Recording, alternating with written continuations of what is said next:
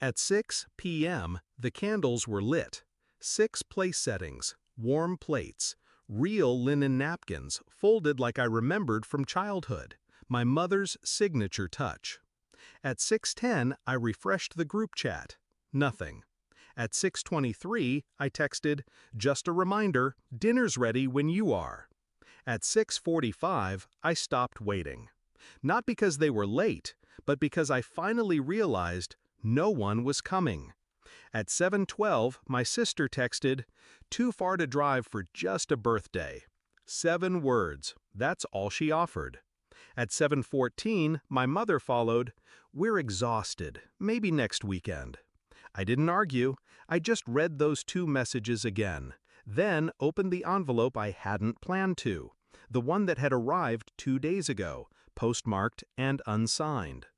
Inside was a single photograph, a grainy image of my sister, in my apartment, taken when I wasn't home. That changed everything. We weren't close growing up.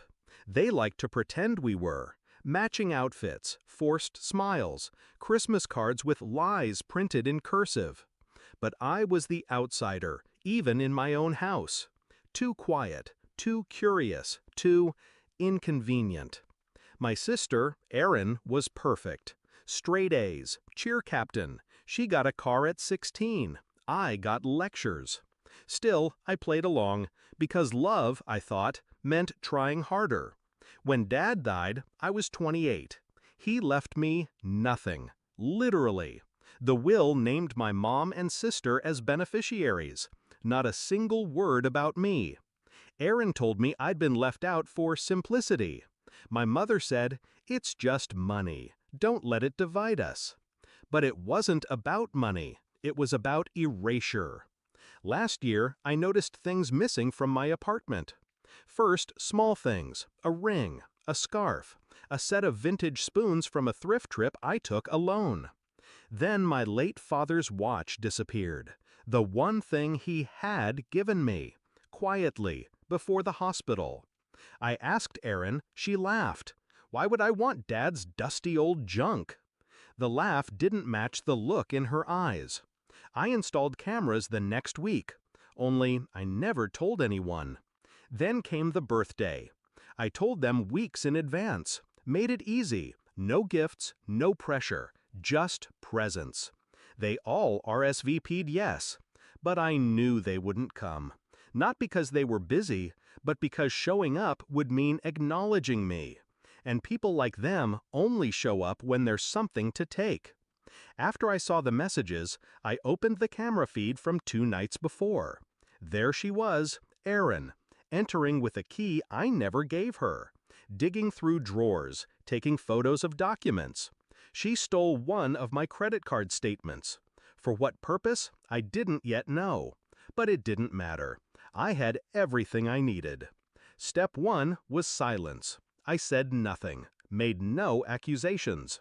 I posted a smiling photo of the untouched dinner table on Instagram, tagged them, wrote, "Thankful for life's quiet lessons."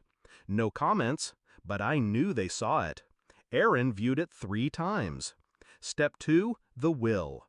I contacted Dad's old lawyer, requested a full audit. Turns out, there was an original version. In it, he'd split everything equally. It was changed 2 months before his death. Handwritten edits, signatures suspiciously neat for a man with terminal tremors. I asked for a handwriting analysis. Guess who's matched? Step 3, the key. The building logs showed Erin used the code to my apartment 6 separate times in the past year. I had the timestamps, the footage, and a statement from the doorman who let her in the first time, under my name. Forgery, unlawful entry, intent to defraud. I sent it all to my attorney. Said nothing to Erin. Step 4, the confrontation. Not in person, not worth the theatrics. I mailed a copy of the footage to my mother's house. No note, no signature, just a flash drive in a plain white envelope. Then I waited. It took 3 days. Erin called first. I didn't answer. Then she texted, "You don't understand what's going on. Can we talk?" followed by, "Please, I didn't mean for it to go this far." Then my mother chimed in, "This is tearing the family apart. Is that what you want?"